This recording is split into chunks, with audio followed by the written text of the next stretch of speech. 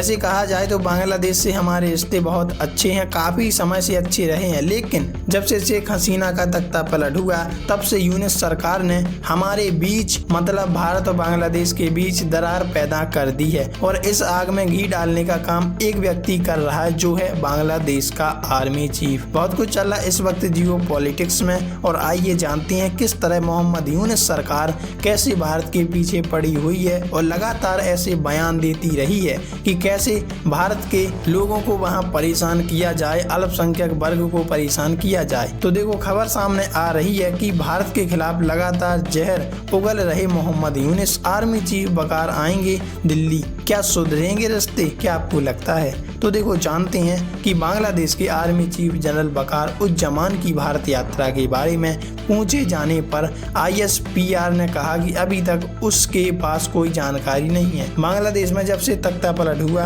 और शेख हसीना की सरकार गिराने के बाद मोहम्मद यूनिस अंतरिम सरकार के मुखिया बने तब से वो लगातार भारत के खिलाफ जहर उगल रहे हैं। उनकी बयानबाजी की वजह से भारत बांग्लादेश के रिश्तों में कड़वाहट देखी गई है। इस बीच बांग्लादेश के आर्मी चीफ जनरल बकार उज्जमा नई दिल्ली के दौरे पर आ सकते हैं, लेकिन ये स्पष्ट नहीं है कि कब आएंगे।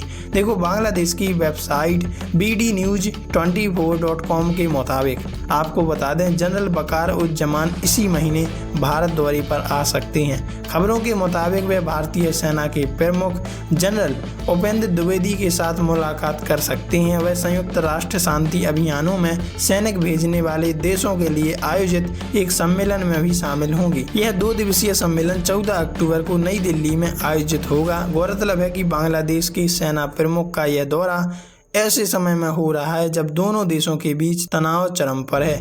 किन मुद्दों पर सेनाओं के बीच बिगड़ी बात? देखो बता दें कि बांग्लादेश ने भारत द्वारा सीमा बाड़ लगाने का विरोध किया। इसके अलावा सीमा पार घुसपैठ के मुद्दे पर भी दोनों देशों की सेनाओं के बीच तानातानी बनी हुई है। हालांकि जनरल बकार उज्जमान की भारत यात्रा के बारे में पूछे जाने पर बांग्लादेश सेना की ISPR ने कहा कि अभी तक उसके पास कोई जानकारी नहीं है जिससे स्पष्ट हो सके कि कब। देखो हर विवाद के पीछे भारत का हाथ बताता है बांग्लादेश। ये उसकी पहले से ही रणनीति रही है क्योंकि उसने हमेशा भारत को दुश्मन की तरफ से देखा है। तो देखो पिछले हफ्ते बांग्लादेश के चटगांव पहाड़ी क्षेत्र के खगराछारी जिले में हिंसक झड़पें हुई थी। बांग्लादेश की अंतरिम सरकार में गृह मंत्री जहांगीर आलम चौधरी ने इन घटनाओं का आरोप पर लगाते हुए कहा कि पड़ोसी हमारे मुल्क में अशांति को बढ़ावा दे रहा है। हालांकि इसका जवाब देते हुए भारत के विदेश मंत्रालय ने उन्हें झूठा और निराधार बताया। विदेश मंत्रालय के प्रवक्ता रणदीप जायसवाल ने कहा कि बांग्लादेश में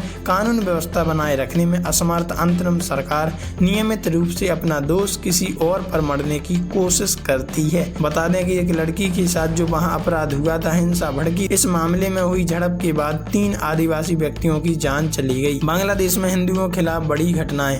बांग्लादेश में हिंदुओं समेत कई अल्पसंख्यक समुदाय पर हिंसा की घटनाएं काफी बढ़ रही हैं दिन प्रतिदिन। मानवाधिकार संगठन rights and risk analysis group के मुताबिक अगस्त 2024 से लेकर फरवरी 2025 के बीच करीब 1250 ऐसी घटनाएं हुई जिनमें हिंदुओं को निशाना बनाया गया। संयुक्त राष्ट्र ने भी माना कि शेख हसीना की सरकार के बाद बांग्लादेश में हिंदुओं हमलाओं की घटना बढ़ी। वैसे आप इस बारे में क्या कहें?